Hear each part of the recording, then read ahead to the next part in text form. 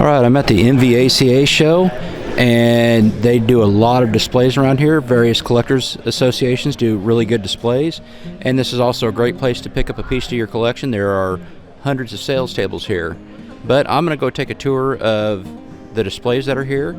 This first one is based around one pistol of Sheriff Arthur Raymond Husky.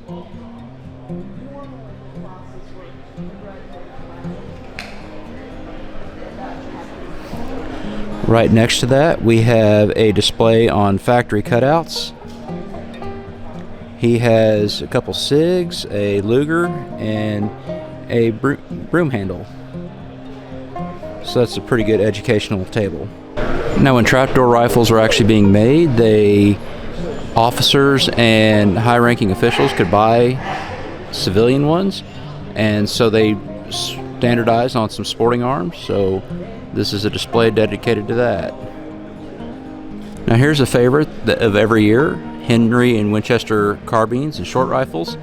This is a pretty comprehensive history. There is a lot of money and a lot of history in this display, going from the original Henry rifle all the way to the 1895.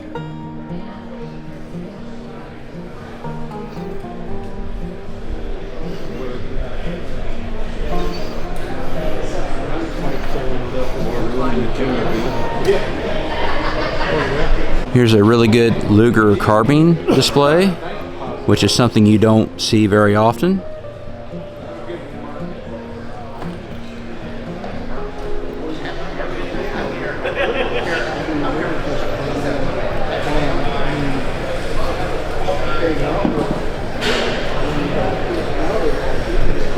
Now when you walk in and make a right against the wall to the far end, the High Standard Collectors Association, they always have a bunch of displays.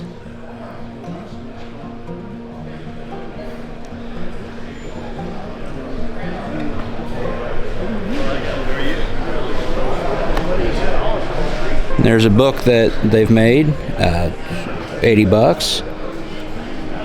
Talks about high standard firearms history, and there's some stuff about J.C. Higgins, which is a subject I would actually like to get into at some point.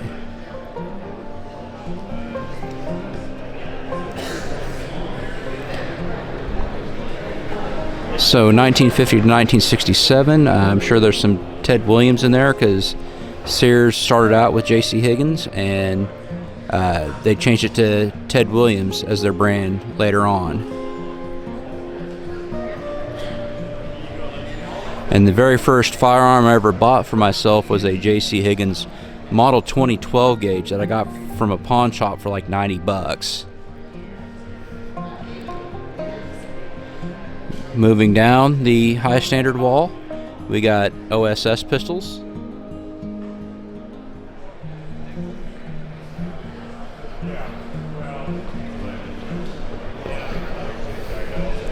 And then here's a really cool display, kind of some toys that were sold as swag with their quote-unquote space guns.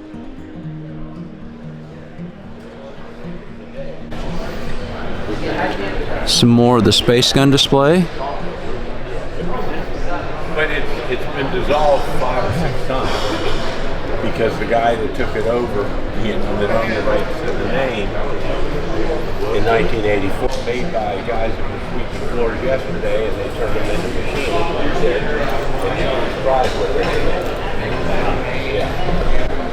Now when you move down from the high standard display, Marlin Collectors Association, they have a fairly heavy presence here, so there's a lot of displays for them.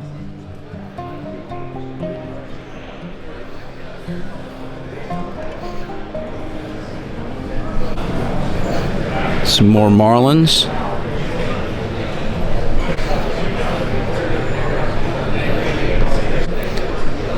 Some more of the Marlin displays. Look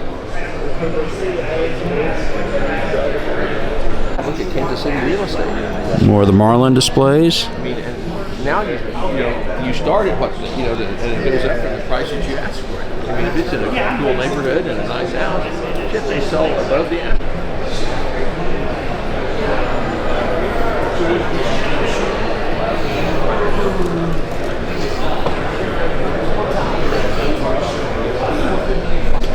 Here we have a general early lever action display.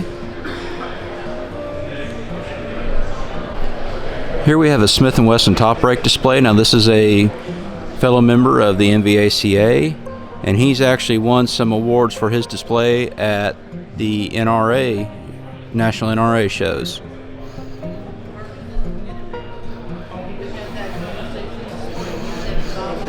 Now here we come across to my display that I made this year. You may notice that I've had a lot of Finn Mosen videos lately. Part of that was in preparation for this display so I could put up QR codes to it.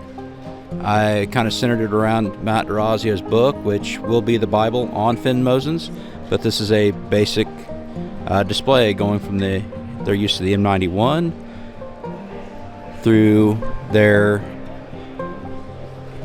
M39, and then I've also included a few other Finn used and captures. Now Aaron from Millsurp World, he brought his collection of M95s. Now why anyone would want to collect M95s? No, I'm kidding. This is a pretty good collection, very informative. The various countries that used to make up the Austro-Hungarian Empire.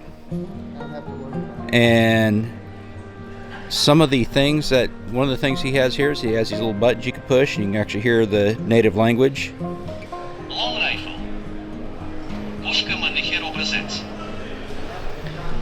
So you don't make those pronunciation mistakes that I always make in my videos. Now we had a friend of Danny's here. He has the Mauser 765 display, and this has various Mauser 1914s, 1934s, and HSCs. Pretty comprehensive little display there. A lot of police and military use pistols. This would be the Mausers, I guess. And flowing really nicely into Danny from Millsurp World's display, he has various Third Reich medals. You know, military medals.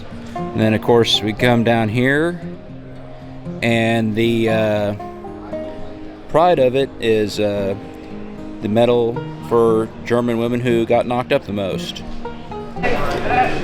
Here we have a Missouri muzzleloaders display. These are all muzzleloaders that were made in the state of Missouri. Here's a map there of where they were all made.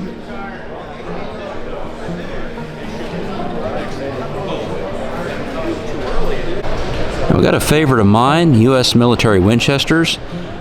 This will probably be one of the 3 displays that I'm going to consider voting for. Has a nice Winchester Hotchkiss there. Got various lever guns and shotguns, riot guns, and trench guns used during the first half of the 20th century. Another one of the 3 that I'll consider voting for, the Remington Lee U.S. Contracts. Now, I actually have a model 1879. It's the first detachable box magazine rifle made. So they had various ones for U.S. contracts. And of course, we got to end it out with the Lee Navy straight pulls.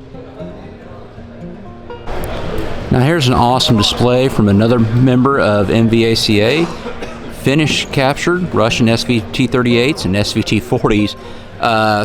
This makes my Finn Mosen display look like crap, basically.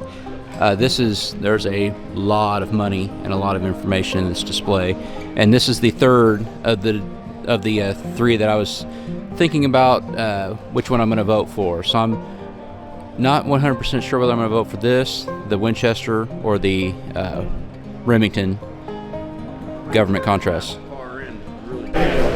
Last but not least, we have Dr. Cox and the Glocks. He actually it was called Rare Glocks last year. This actually has some pretty cool Gen 1 and other Glocks that you don't normally see in the United States.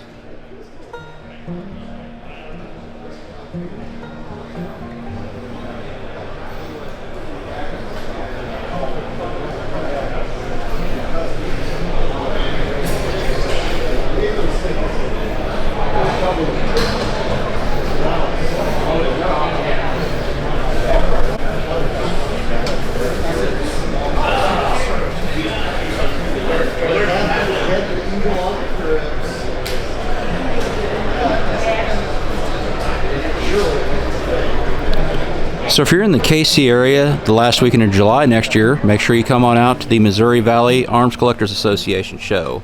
You get to see some great displays, and there are hundreds of sales tables here. There's no junk, there's no purses, no jerky, no sighting, no Scientologists. It's all guns and militaria. Come on out the last week of July. Thank you for watching, and as always, have a great day.